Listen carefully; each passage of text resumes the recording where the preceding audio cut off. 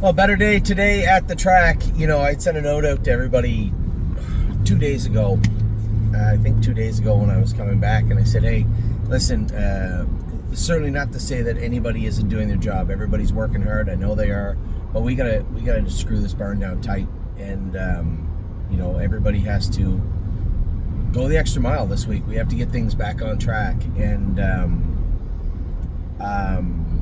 I was about to say, I thought it would take a couple of more days to see the fruits of that extra labor, because I know people are putting it in. But it didn't take long. And again, right horses for the right classes in the right spots and driven. I was going to say the right way, the best I could. How's that? I'd give you guys a video of how happy I was with the way the morning went, the way the babies trained. We continue to monitor a couple of situations. No lameness issues, more airways, and we're working hard to get them dried up and cleaned up. A little disappointed with the draws on Sunday and Monday, but that's horse racing. There's nothing we can do about that. I'm going to play the hand I'm dealt over the next 96 hours and see if we can't have some more good results. Today was a good result. Looks like money. I was a little surprised. I know that Emerald Legacy, they don't love racing that horse on the front end. And my thought on the situation was simple. If Jeremy lets me go in the first race, one of two things happen. Either Ronnie doesn't come, which I don't think he would have. He would have been first over. Or I stretch him. I certainly don't let him go 29-3. I mean, you stuff the second or third favorite in behind you to let the 1-5 favorite go.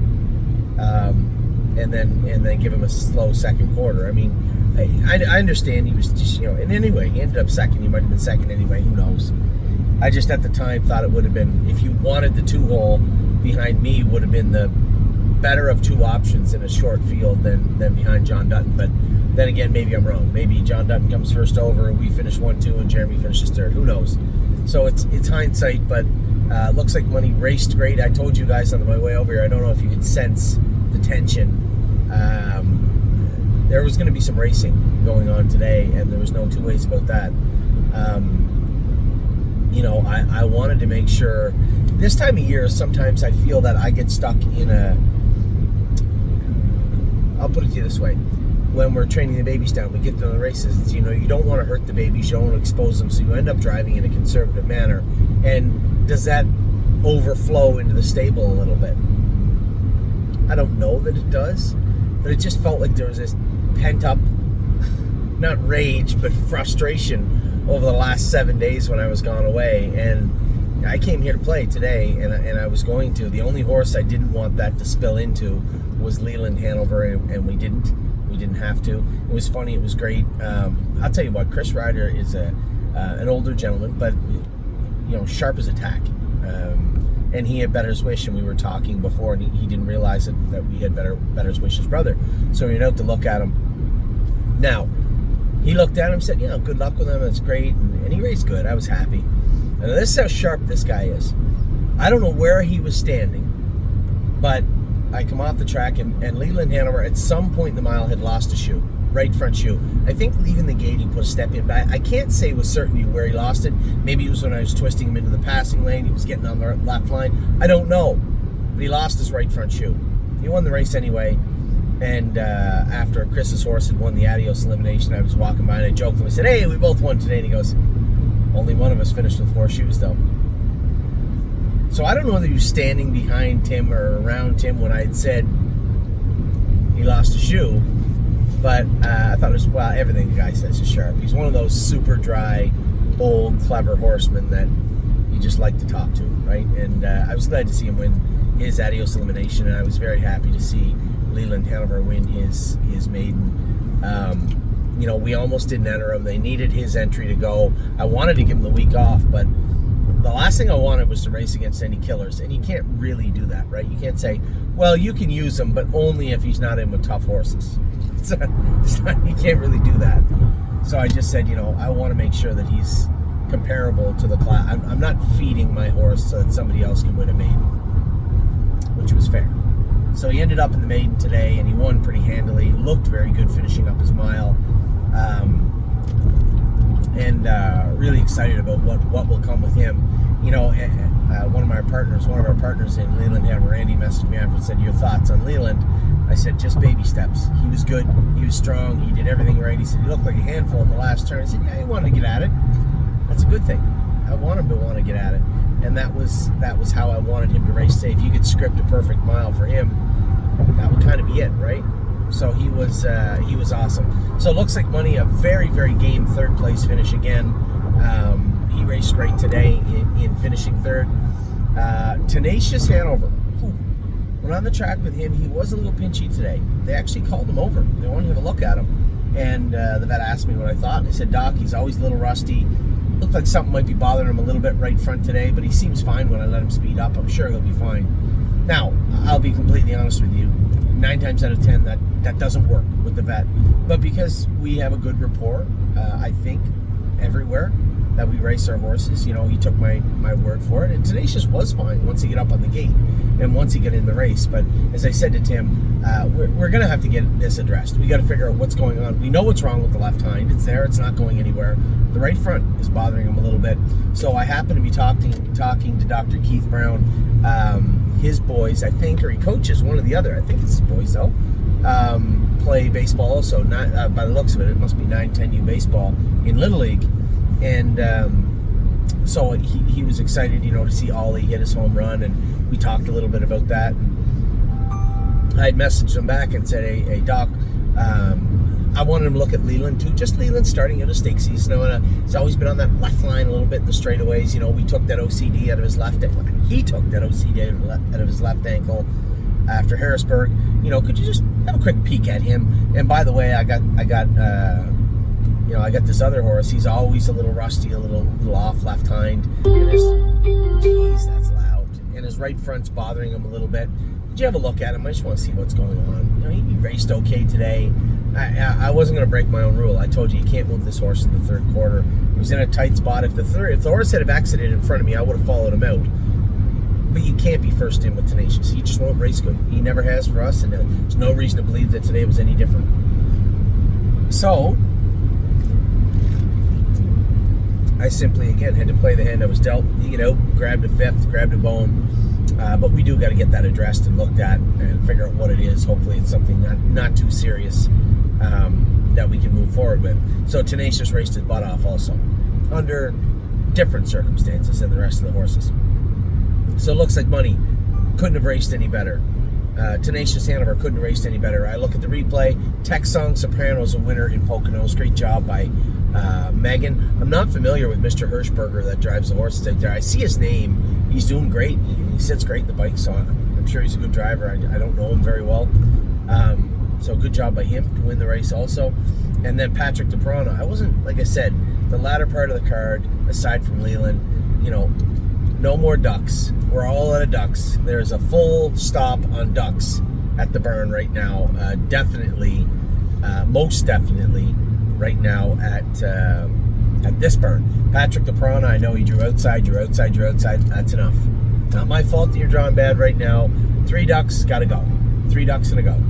So I left out of there with him, and if Dexter didn't cut me loose, we went 26-4. But if he didn't cut me loose, old Patrick was looking to just sit out there. I clear to the front. Here comes Aaron. I was glad to get covered up. You know, somebody said, you know, Aaron walked in front of you. Honestly, I don't think that I do not think that Patrick would have gone the route or looked much better than he did had he been on the front end. So, yeah, we had to kind of wiggle our way out in the last turn. But he fought on good to be third. He could have been fifth just as easily. So a decent race for him. Leland, we talked about it, had that great trip, kind of snuck through the inside and got up to win. And then Rock Shining Star, I told you guys, I no more ducks. There was 7 days of pent-up frustration. And I think coming out of there, Rock, you know, he felt like a bully. He wanted to get out of there until he had to really pace out of there. I hit him a couple of swats and took the lead, and I said, you know what, I'm going to stay right here. 26 flat, 54, 121 and 2, a winner in 51 and 4. Yeah, he was on fumes going under the wire. Can you blame him? You know, he shipped over here short. He's out of the 8-hole, gets blasted to the front, 26, 54, 121. You can't go forever. And but I'll tell you what he did do. He won. and that's a big deal. That's something we've been short of the last week or so, something we're looking to turn around. So yes, they get driven tough today, but there's going to be more of that on the horizon. I can tell you right now. The gloves are off, the baby races are over, training days are over, it's time to race, and we're going to be doing some racing over the next little while. I can guarantee you that. So tonight we got Riding the Rodeo. She's bet down shorter, I think, in Georgian, so I'm looking for a good race from her and Austin Sorey. Highest honors in Freedom Hill. A little snafu there. Jason wasn't aware that I was back from Cooperstown. I think I originally told him I wasn't back until Saturday or Sunday, so he just didn't list me on the horses. And quite frankly, I didn't pay attention. I never noticed until I got looking and I saw the calendar. I said, highest honors in Freedom Hill are in tonight. Highest honors in the stake race, Freedom Hill and an overnight. Both of them bet down, and I'm not driving them. Whatever, who cares? Not a big deal. You know what? I'm going to go home. Amy has to go to Ontario on Monday with Oliver, or Sunday night. I'm not sure, one or the other. So you know what? That's fine. I'm going to sit home with my family and just relax tonight. Highest honors is not a difficult horse to drive. Aaron will like him, and everybody gets along pretty good with Freedom Hill. It's not like I get along better with anybody else. She's pretty much what you see is what you get. There's no surprises there under the hood. You know, the advertisement for her is spot on. So they'll both be fine tonight, I'm sure, and I'm going to sit home and watch all three of them race. It's funny, I was sitting at home last night, like 11 o'clock at night, and I get a message from Austin Sorey. You know, things that tough, you have to come to Georgian Downs to drive on a Tuesday. I said, honestly, I don't know why Dominic put me on Delicious. Well, I guess Delicious Stone. I didn't need to drive Delicious Stone. I would have been perfectly fine if Austin Sorey drove Delicious Stone on Tuesday. I'm only going to Canada to drive Simply Chaotic. I want this rectified immediately, and I plan on doing just that this Tuesday. You know, Ollie's playing baseball in Cambridge. I'm going to miss his baseball game because I'm driving at Georgian Downs. So, not the end of the world, though. It's also his birthday on Monday, and I'm going to miss that. But I'm here racing on. I guess no, I won't miss that. If Amy leaves Monday morning, I'm going to see Ollie. We got him.